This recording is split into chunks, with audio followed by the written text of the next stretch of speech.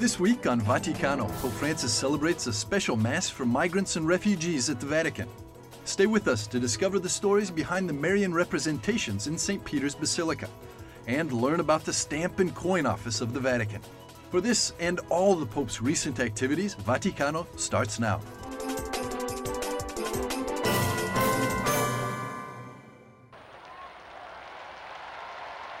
Before the Angelus prayer on Sunday, Pope Francis revealed what the essence of Christian life is. Cercare Gesù, incontrare Gesù. Seeking Jesus, meeting Jesus, following Jesus. This is the path. Cercare Gesù, incontrare Gesù, seguire Gesù. The Holy Father said that encounters with Jesus make our lives fruitful and fulfill our daily activities with deep meaning. Mr. Cesar Devreau is the second homeless person to be buried in recent years inside the Vatican walls at the Teutonic Cemetery. God's tramp, as he called himself, Mr. Devreau had Belgian origins and for the last 10 years had been living in the streets of Italy. Wandering through Italy, he converted to the Catholic faith. Monsignor Dirk Smet, rector of the Belgian College, said that the life of Mr. Devreau is similar to the life of the biblical Job, who lost everything but found strength in his faith. Once on the streets and now at rest between the nobility and knights of the Vatican Cemetery, God's tramp is praying for us. This week, Pope Francis bestowed a gift on migrants and to people in need, the possibility to attend the Medrano Circus in Rome.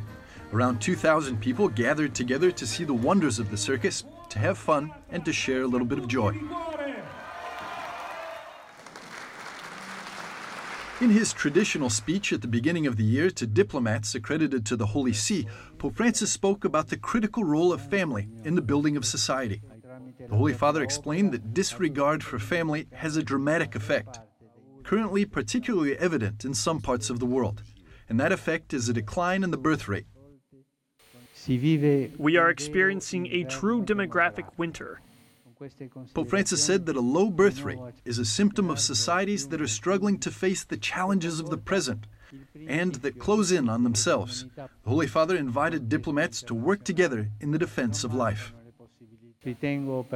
I consider it urgent, then, that genuine policies be adopted to support the family, on which the future and the development of states depend. In a recent interview with Vatican media, Holy See Secretary of State, Cardinal Pietro Parolin, spoke about the role of young people in the Church. I believe that the most innovative aspect of this approach is the new relationship with young people. The Holy See State Secretary said that this new approach would be imprinted in a paradigm of responsibility, but exempt from paternalism. This year, the Church asks young people a concrete question: how do they want to contribute to the Church? In a new video, the Holy Father is inviting us to pray for religious freedom in Asian countries. Afronta muchos riesgos y su tarea resulta aún más difícil por el hecho de que constituye una minoría. Estos riesgos, estos retos, son compartidos con otras tradiciones religiosas minoritarias a las que nos une un deseo de sabiduría, verdad y santidad. Cuando pensamos en los que son perseguidos por su religión, vamos más allá de las distinciones de rito o de confesión. Nos ponemos del lado de los hombres y mujeres que luchan por no renunciar a su identidad religiosa. Pidamos por todos ellos, para que en los países asiáticos, los cristianos, como también las otras minorías religiosas, puedan vivir su fe con toda libertad. The Pope's video is an initiative developed by the Pope's Worldwide Prayer Network in order to spread the Holy Father's monthly intentions relating to the various challenges faced by humanity.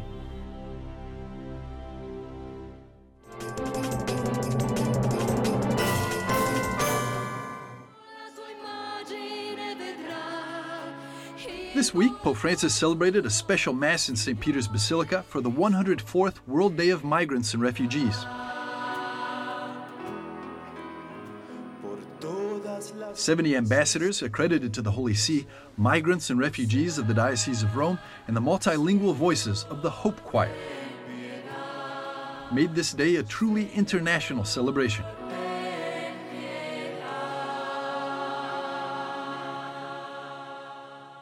In the message for this year's World Day of Migrants and Refugees, I have written, every stranger who knocks at our door is an opportunity to encounter with Jesus Christ, who identifies with the welcomed and rejected strangers of every age. The Holy Father said that it is normal to fear newcomers, but what is not ordinary is when these fears are so heightened that they impel us to avoid or refuse an encounter with others. The theme for this year is welcoming, protecting, promoting, and integrating migrants and refugees. The Holy Father is inviting us with these 4 verbs to initiate concrete action. And the Jesuit Refugee Service has immediately answered the Pope's message. The International Director, Father Thomas Smolich, explains how. To say that this is our way of responding to Pope Francis' invitation to really provide hope. He has said in his message that one person, it only takes one person to offer hope. And so this campaign to do one thing invites all of us to say, I can do one thing, and you can do one thing, and collectively we can build a revolution of tenderness, a revolution of looking at the needs of our sisters and brothers differently. Like any campaign these days, it's primarily a social media campaign. It's available all over the world on all of those forms and functions that all of us can use. It's on Facebook, it's on Twitter, it's on Instagram, it's on YouTube, it's on our website. The hashtag is Do One Thing is something that anybody can plug into. We invite people to send us a picture. Tell us, what's the one thing you've been doing? Let us know what the one thing is that you are doing to make a difference in the lives of refugees. With this campaign, the Jesuit Refugee Service is spreading the message of the Pope, a message that has already become a symbol of his pontificate. I think, as you know, his first trip outside of Rome was to that little island of Lampedusa. And the thing he said there, that phrase which has stayed with all of us, he talked about the globalization of indifference. It's become acceptable in this sort of big world that we really don't have to care about the little people, the people who are trying to create a safer life, trying to create a better life for their children. We don't have to care about them. And so as he's continued to be Pope, and frankly, as he's continued to visit different parts of the world, where people are being forcibly displaced for all sorts of reasons, I think his message has become clearer, has become keener, and in a real sense what he's saying now, he talks about it as a crisis of solidarity, a revolution of tenderness.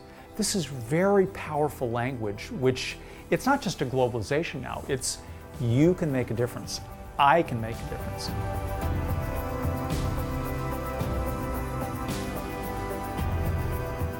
According to a United Nations report from last year, 1 out of every 113 people on Earth is a refugee, and every 3 seconds, someone is displaced.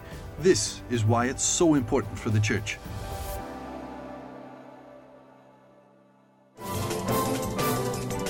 Thanks for watching. Get ready to take a look at Holy See diplomacy in action. Welcome back. You're watching Vaticano. At the end of November last year, at the UN Geneva, this high-level event on migration and integration was organized by the Holy See Mission Geneva, together with the Order of Malta, the International Catholic Migration Commission, Caritas Internationalis, and the Caritas in Veritate Foundation. Keynote speaker Cardinal Marx detected, as he called it, a worrying attitude among the well-established.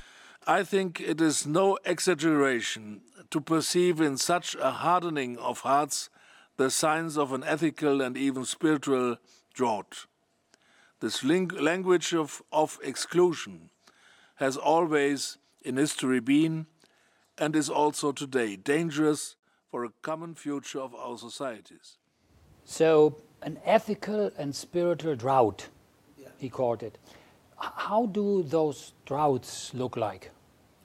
You know, what must be said is that toxic language, negative language, language without criteria, language without ways of looking at the human face of the phenomena is always dangerous. So this insensibility, we are probably in Europe, in many environments, but especially those environments that are not, how to say, inspired by the religious and ethical values, not only religious value, but also ethical inspiration, are easily xenophobic. And once you are xenophobic, you don't see human face anymore, you know. You take care of anything, you know. You take care of our environment, take care of the animals, take care of anything, but not of human being, because human beings is too complex. So it means this drought is that somehow humanity, which is avoiding the suffering humanity, is a very bad humanity. And if we are suffering from that and Cardinal is somehow accusing that, it is a bad news. I'd like to speak a little bit from the heart, if I may. I think that integration is one of the ones that is the most neglected. And frankly, in today's toxic atmosphere, we have a lot of hard work to do to put this back into the right place. The right place, the right place. Does not have every country a different definition of what the right place is? It must have a different definition, I would say. It is, let's say, inclusion, social inclusion, integration, must correspond to the capacity of the country. Not all country has the same capacity. So it is, I think it's legitimate, and we have to be responsible to allow and to see and to recognize this freedom, to see how a country can organize and how it can find the possibilities to integrate and to include socially the newcomers. An unparalleled 65.6 million people around the world have been forced from home in search of peace, security, protection and living conditions that are consistent with their human dignity. Nearly 22.5 million of them are refugees. So there is a thin line between a migrant and a refugee. But both phenomena are basically, caused by the same social, economic and political circumstances. Do migrants, through the integration, cause change in the country that the country doesn't want? For example, on a religious level, the dominance of Islam, where many people are afraid of. You know, these are probably the most touchy subject if you come to those kind of social or cultural identity. This is our legitimate concern of every country, and there is no doubt about that. And all these elements, especially see and find and recognize also the positive side of migration, is still somehow at the early stage. I would like to conclude by referring to the now widely recognized special role of faith-based organizations and religious institutions in the protection and integration of migrants in host countries. Has the importance of faith-based organizations within the UN system changed over the years? I think, when you have big problems, then you need participation of everybody. So all of a sudden, also United Nations needs everybody on board. So it means when the problem is big, everybody is important, and certainly faith-based organizations are important, and certainly church is important, and certainly, let's say, leadership of papacy is important. The objective of this high-level event was to identify practical recommendations and good practices that aim to improve the integration of migrants that could be blended into the United Nations Global Compact on safe, regular and orderly migration.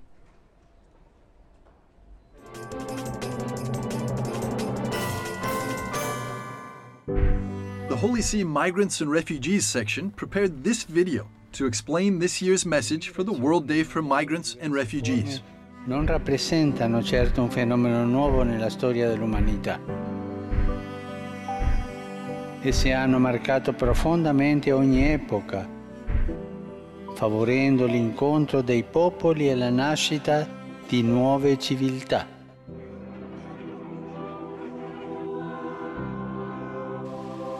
Purtroppo in gran parte dei casi si tratta di spostamenti forzati causati da conflitti, disastri naturali, persecuzioni, cambiamenti climatici, violenze, povertà estrema e condizioni di vita indegne. La nostra comune risposta si potrebbe articolare attorno a 4 verbi: accogliere, proteggere, promuovere e integrare. Accogliere. Un'accoglienza responsabile e dignitosa di questi nostri fratelli e sorelle comincia dalla loro prima sistemazione in spazi adeguati e decorosi. Proteggere.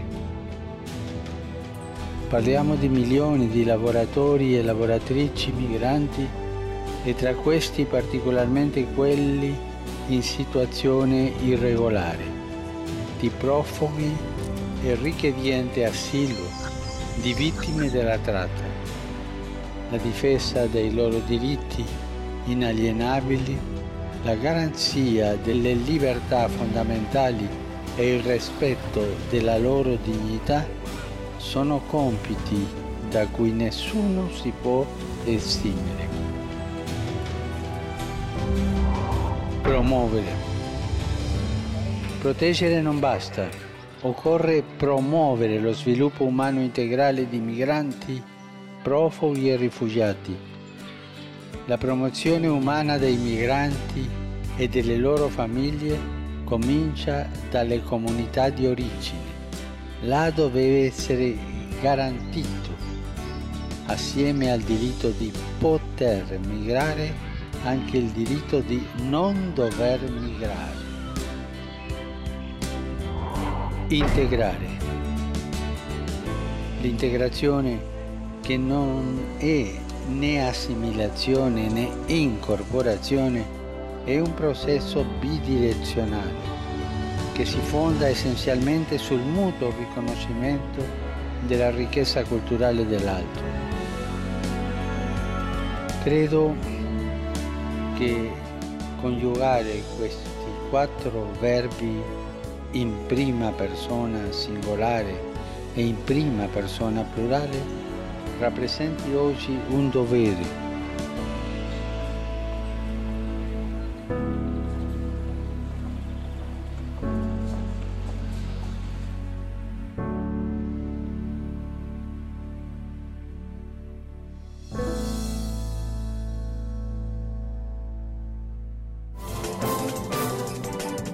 Thanks for watching. Stick around for more on Vaticano.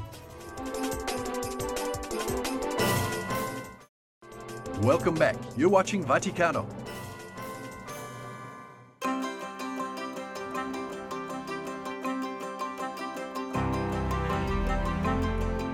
Millions of pilgrims visit the Eternal City every year.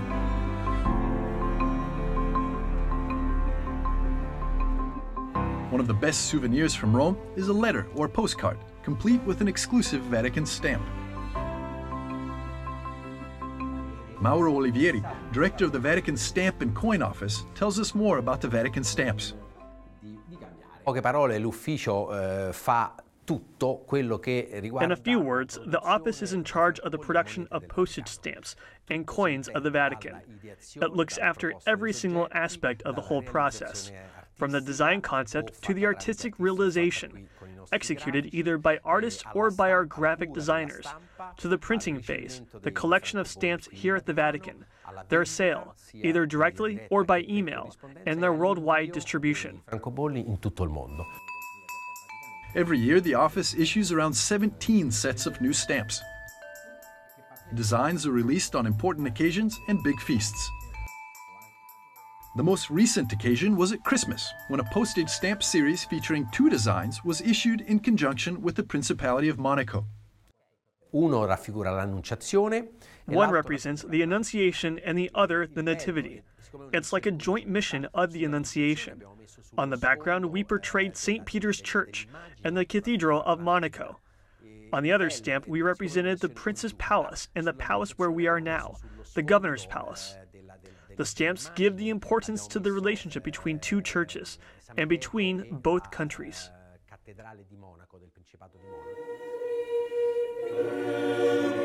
Even though the thematic edition of stamps are very exclusive, the most popular stamps of all time are the various portraits of the popes. The The Holy Father in general, therefore all popes. In particular, I must say that Pope Francis is very much loved by the faithful. We produce a series every year of 4 editions dedicated to the current pontificate, representing him with 4 pictures. con 4 fotografie, quindi quella è la serie che chiede di più la gente che sta sulla piazza, dice ma avete un francobollo col Papa? The average number of stamps produced is around only 500,000 for each issue, which makes them very exclusive. But every pilgrim has a chance to acquire these stamps in one of the Vatican post offices around St. Peter's Square.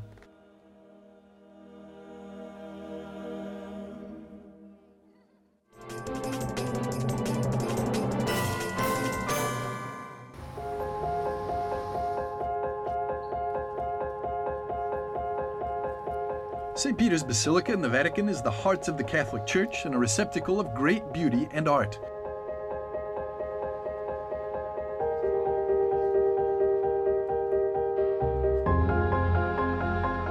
Thousands of pilgrims walking through St. Peter's Square to the Basilica are accompanied by the gaze of Our Lady, Mater Ecclesiae.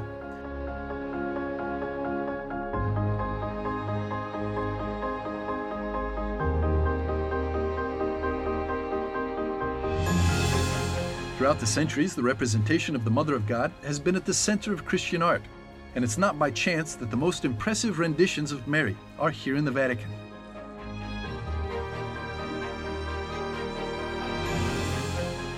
We caught up with the Archpriest of the Basilica, Cardinal Angelo Comastri, to learn more about the most significant Marian representations in the Basilica.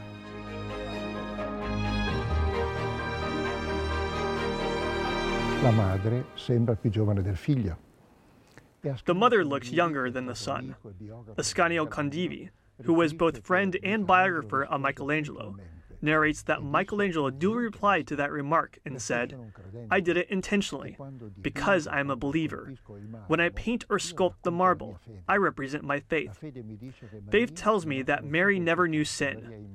Mary is immaculate, and I know that true oldness, the veritable ugliness that befalls mankind, is sin. Since Mary never knew sin, I have made her young and beautiful." E bella.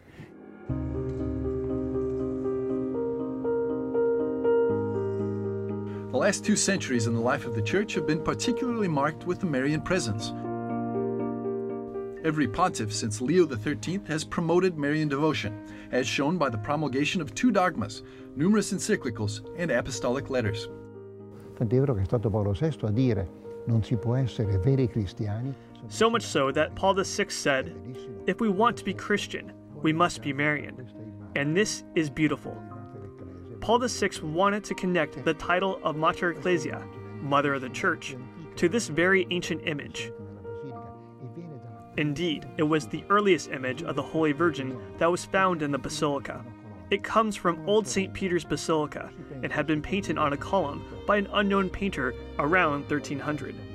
Paul VI's intention to apply the title of Mater Ecclesiae to this ancient image is like saying, the devotion to the Holy Virgin was born with Christian faith and is part of it.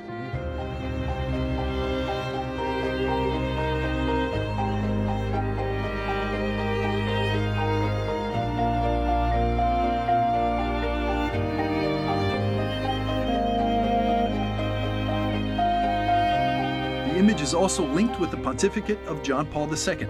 He adopted Totus Tuus, totally yours, as the motto of his papacy, and placed the capital letter M for Mary in his papal coat of arms.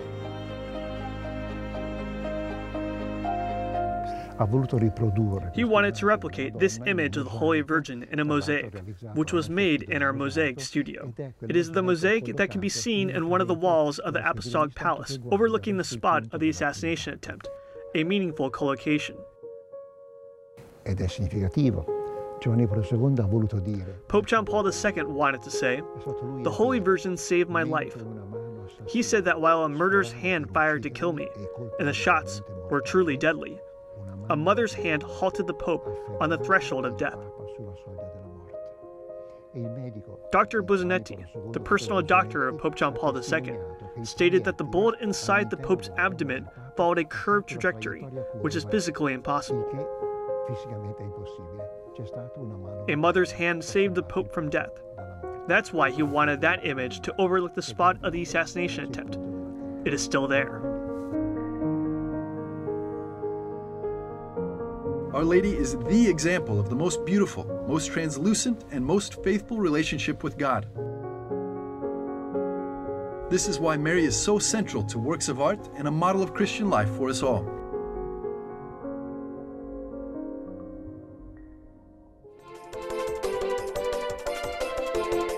Join us next week on Vaticano and get the latest updates from the apostolic trip to Chile and Peru. Thanks for watching.